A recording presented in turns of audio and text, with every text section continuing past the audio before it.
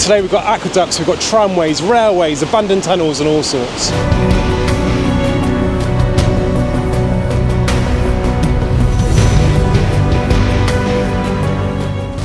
Today we're on the absolutely beautiful Mononbrec Canal. This is the first part of this canal, is the Monmouthshire Canal, and we're actually going to cover two canals today which go into one. The first section of this canal was opened in February 1796 and ran from Newport to Pontynewydd, and that was about 12.5 miles of canal there. And eventually another canal was built, which we're going to get onto in a minute, by Thomas Dowd. He died when it was being built and another engineer took over, that took the canal up to Brecon, and that was the Brecon and Abergavenny Canal. Eventually there was some sort of deals done and the canals were joined, and it was an idea to kind of share water and sort of try and increase the tolls on both canals. But here we have, just behind us, an old isolation hospital.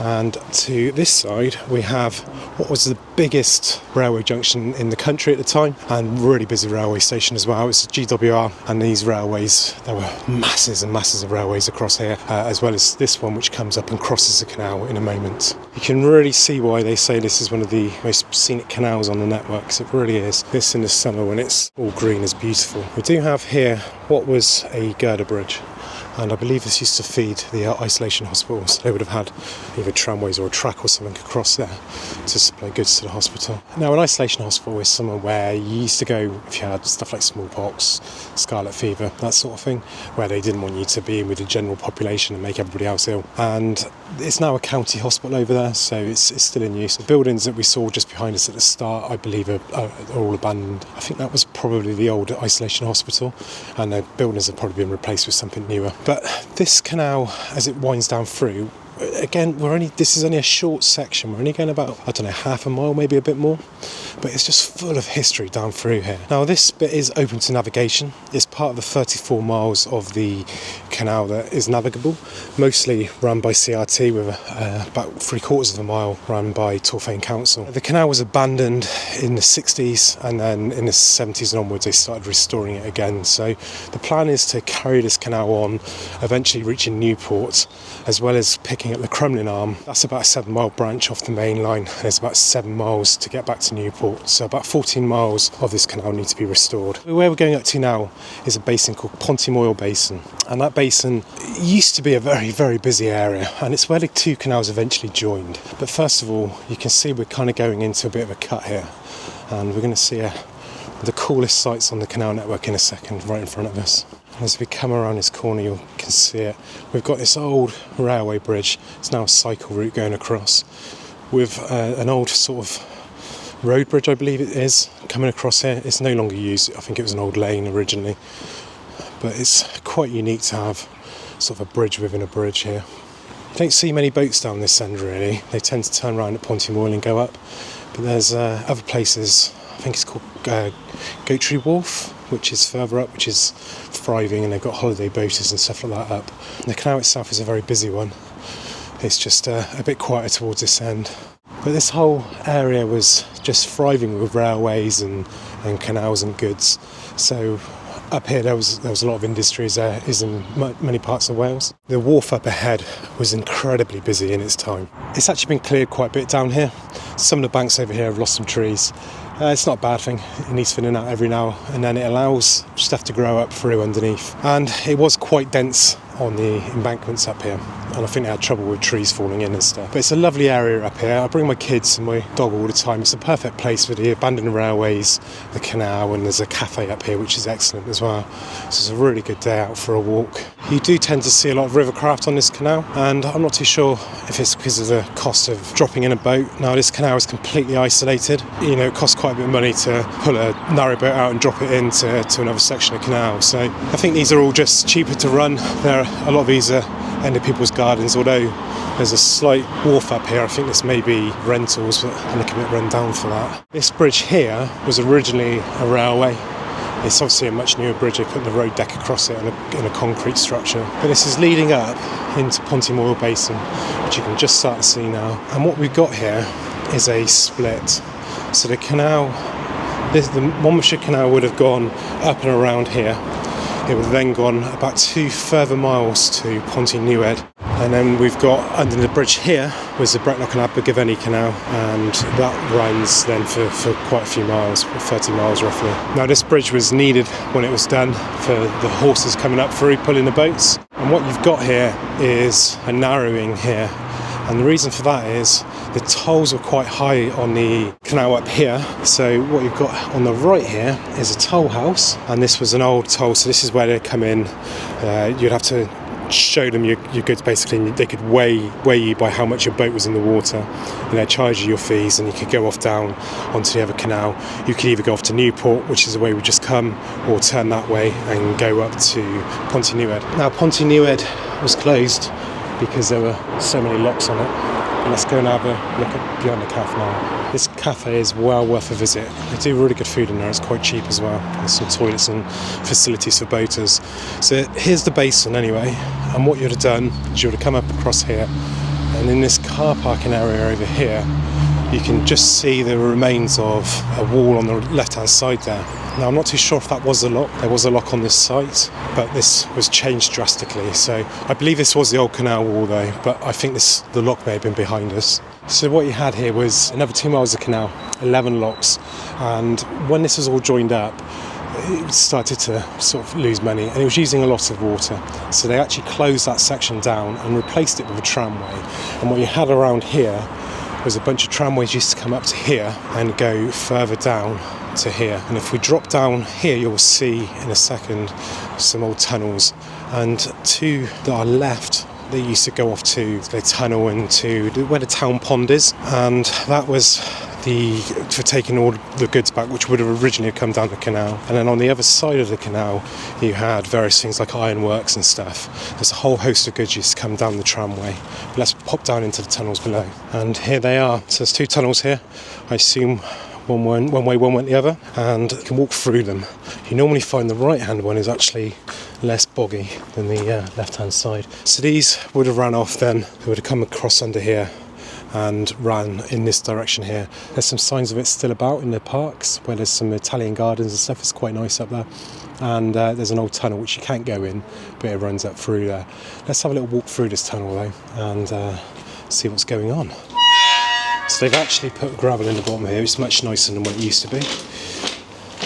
But these run through, so we're under the canal right now, and up ahead of us, directly ahead of us, would have been an ironworks and various other industries which these fed, and they come out on this side. So up above here is obviously an aqueduct, and then behind us we've got the toll house and stuff, which is literally just up there. I think that was sold recently as well. But I'm going to stay off the canal for a second and have a little explore down here, because down through here there are more tunnels. You might be able to hear the rush of water now. There's something quite cool first though. So we've got the aqueduct here, and this wasn't the original aqueduct. This was actually the second aqueduct. The first one was rebuilt because it was rubbish basically. It wasn't built right. And you're left with this absolutely wonderful area. You quite often see people swimming in here. I don't know if I suggest that, but in the summer it's not as wild as this. You've got a spillway coming in from the canal here as well.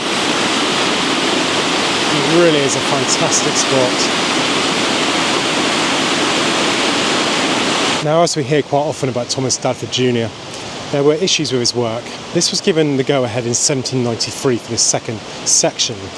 But what was concentrated on first was the railways. Now, part of the act was to build a load of railways, basically joining all the industry that ran along this second section of canal down to wharfs at the canal so they could be loaded and moved down. Now, Thomas Dadford died in 1801, and Benjamin Outram kind of took over that other side of things. And in 1802, he basically said a lot of it was rubbish and they had to be rebuilt. So he turned them from railways into tram plates. Then the canal was carried on after that. And in 1804, they had to apply for another Act of Parliament to raise more money so they could actually start completing sections of the canal. And that eventually came down then through to Govelon, and the canal was slowly brought down to sort of this end and joined in. So the plan to bring all these railways down, or tramways down, was a genius move, and it resulted in the goods going from 3,500 tonnes of coal in 1796 to 150,000 tonnes by 1808. But as always, the railways came. Now the section we spoke about behind, which was the 11 locks and the 2 miles, was built on by a railway, and they lost that whole section, and that's now a road, as I said. This is one of those places where the more you explore, the more you find. It really is a treasure trove of tunnels. Ooh, slipping.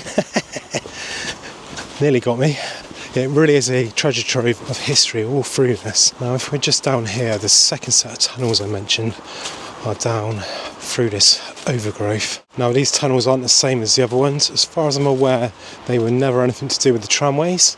And if you actually look at them now, you can see we've got some circular ones. They are overflow channels for the river, which you can probably hear just down through there. And I think this middle one was a horse tunnel. You can kind of see the shape of it as well, which was perfect for horses. Again, the canal runs above us, so there's an aqueduct. But what I want to do now before we end this video is just jump across those Italian gardens I mentioned and just try and find that line and the tunnel, and we'll finish the video up just over there. So across to Pontypool Park. Now first sign that we're on the right place is here. Look, you can see you've got the miners just below that, got the railway and the tunnel I mentioned, and a load of old mills and stuff up on there.